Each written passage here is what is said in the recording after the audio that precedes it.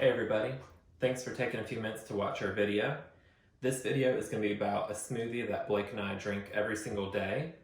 We've been drinking this for, I'd say, about a year and a half now. Every single day we drink it. We probably miss, a couple days a month at most.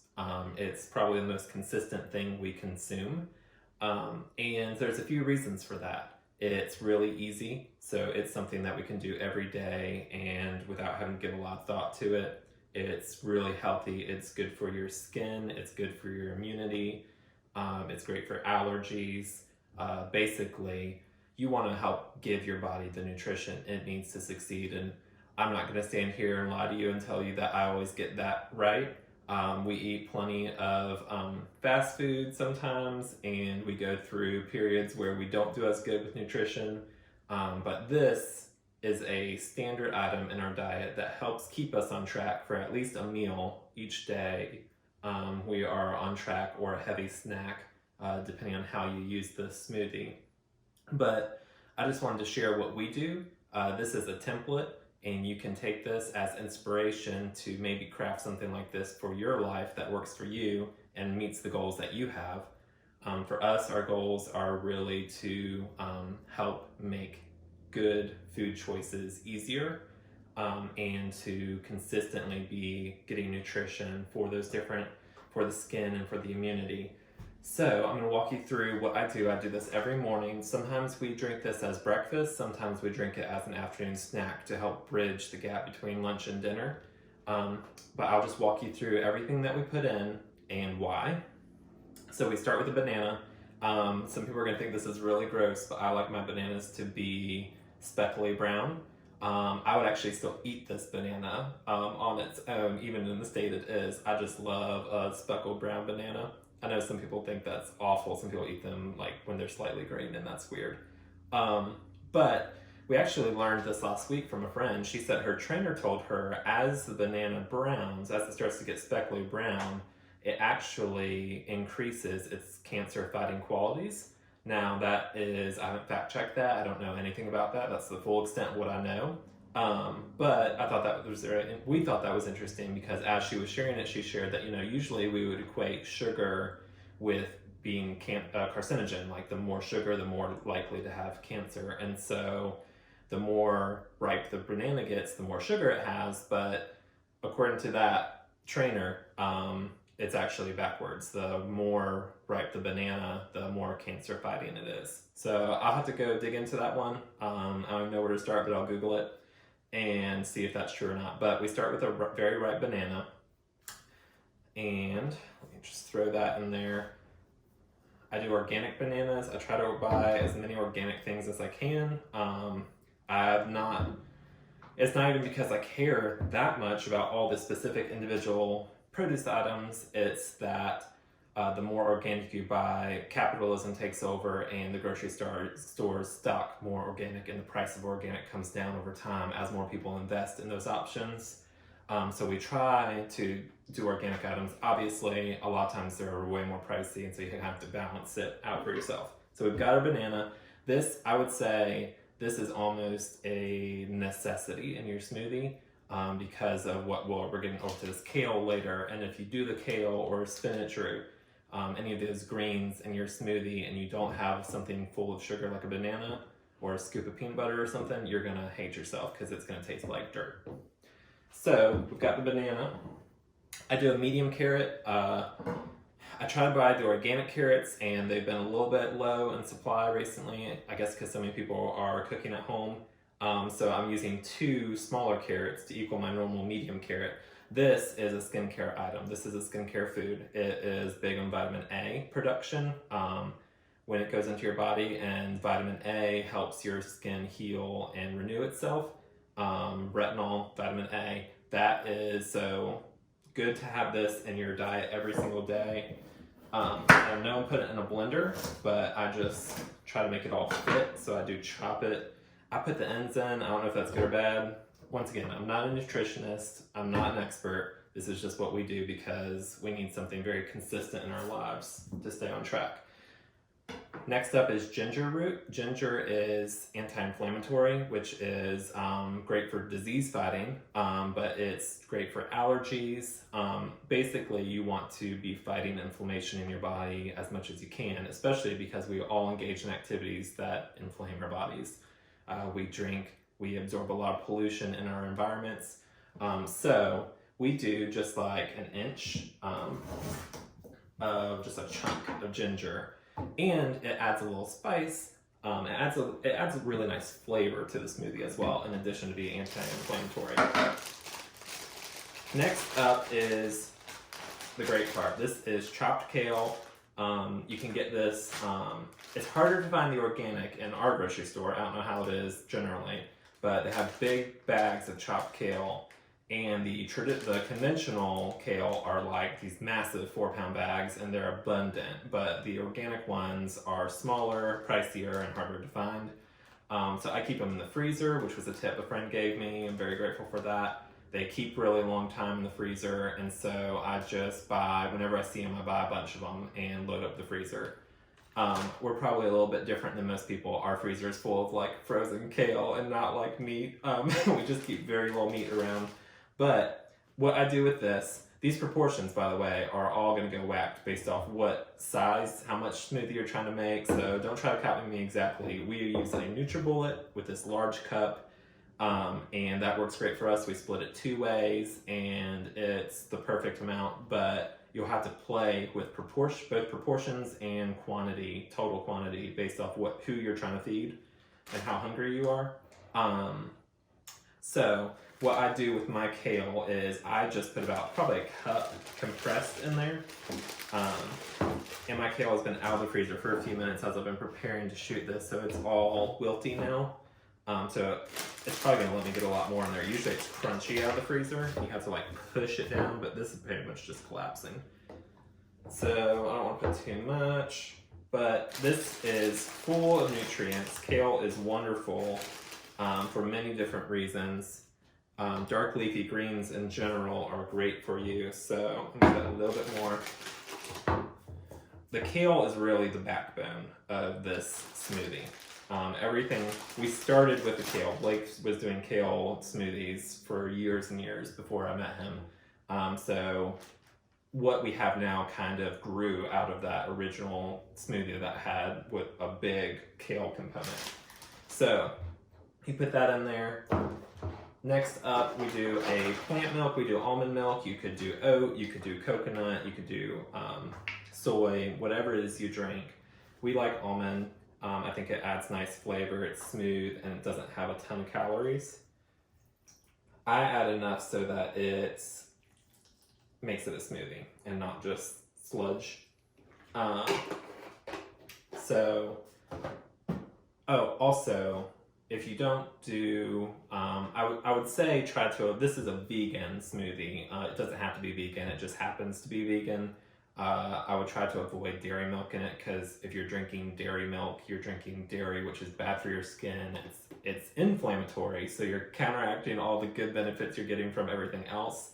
So if you can cut dairy out, at least for this meal, I would say do it. There's a lot of good plant-based options out there when it comes to milks. Like I said, I love cheese. I'm not gonna ever be able to be full vegan. We try to make vegan choices from time to time, but dairy is really bad for your skin. A lot of people are walking around trying really hard to work on their acne and concerns like that, but they're chugging dairy milk and dairy products, and you're just shooting yourself in the foot at that point. So now that we've got our milk in there, I'm gonna do some almonds, some actual almonds. This adds a lot. This is what keeps you full, basically. The presence of the almonds in the smoothie is the heartiest thing, and it helps you make it into more of a meal. This is a lot of almonds, actually. It's probably too many. Yeah, it's way more than I normally put, but just a handful of almonds. Now, this is also if you are watching your weight, trying to lose weight, if you are generally counting calories. You probably know this, if you're on that journey, but nuts have a lot of calories in them, so watch out. You can very easily turn a healthy snack into a very high calorie snack with nuts, even though they're good and healthy for you. So just be careful with that. Transversely, it's also great because if you're trying to get calories and trying to make this meal replacement, it actually helps pad your stomach a little bit. Also, back to the nuts, back to the almonds. I buy these in bulk in the produce section. I buy them raw because you can buy roasted nuts in the produce section, but they roast them in usually canola oil, which is a really low quality oil, and it's got a bunch of, the way they extract it is not good. It encounters a lot of chemicals that you don't want in your food. So what I do is I just buy the raw almonds and I bring them home and I toast them in the oven, and you can choose which oil you use when you toast them yourself. So I'll use a really high quality avocado oil or grapeseed oil or some high heat oil like that to toast them in the oven. And it's really simple. You can just Google it. It's dirt simple to toast nuts. But it adds a lot of flavor to them to toast them. Sometimes when I get lazy, honestly, I just have a carton of raw almonds and go the raw almonds, and it still accomplishes the goal of making you feel full, but it doesn't have that same toasty flavor. The side benefit of toasting them, which I just did here in this kitchen, is the whole place smells wonderful when you toast nuts in your oven. Just be really careful. Like I said, Google the instructions because they toast really quickly, so you don't want to walk away from them while they're toasting. Next up on our ingredient list is chia seeds. These are full of fiber.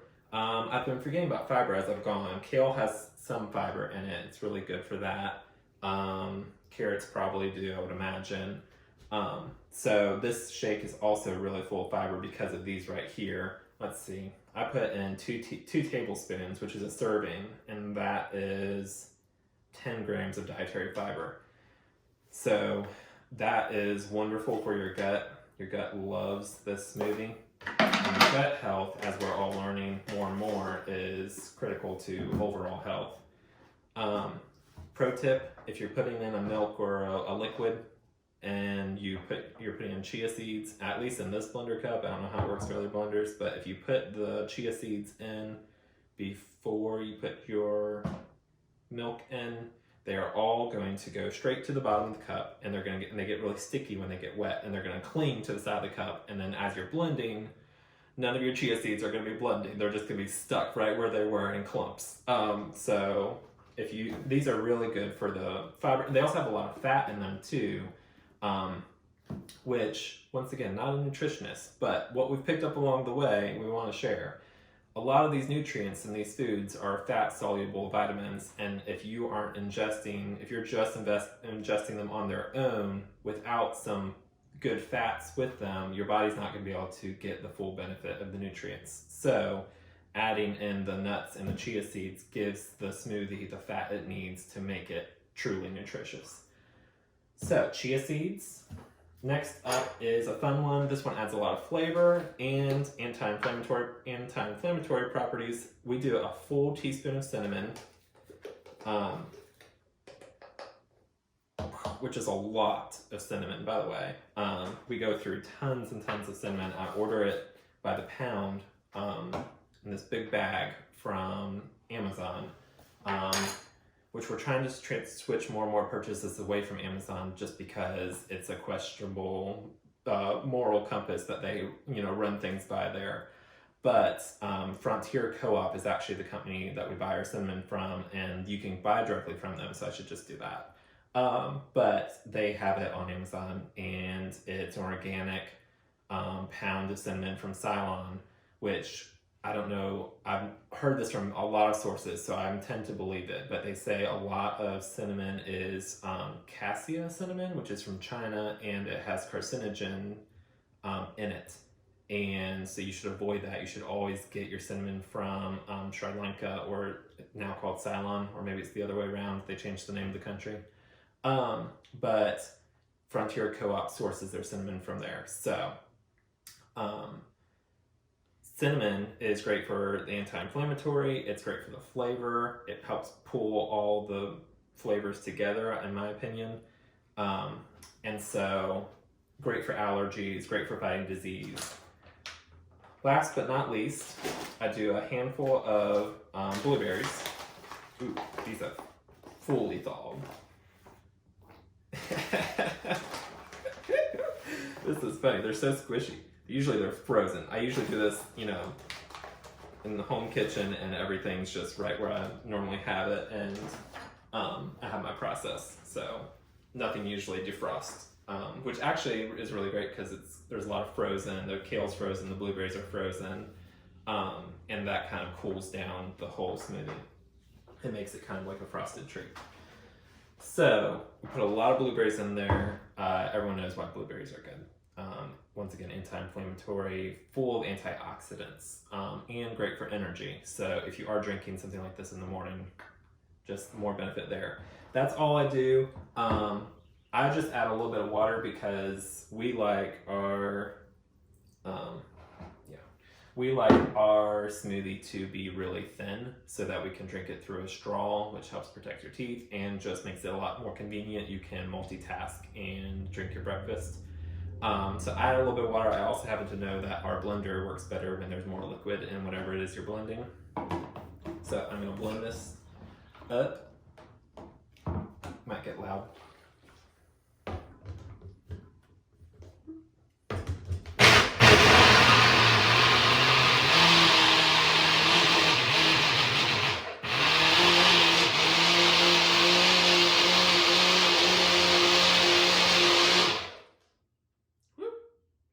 Why is my blender smoking? That's never happened. This is live production, or this is, you know, that's not live, but I'm only doing this in one take. I'm not retaking this, so I'm gonna have to figure out why my blender is smoking. But I'll do that later. I'm just gonna finish it now.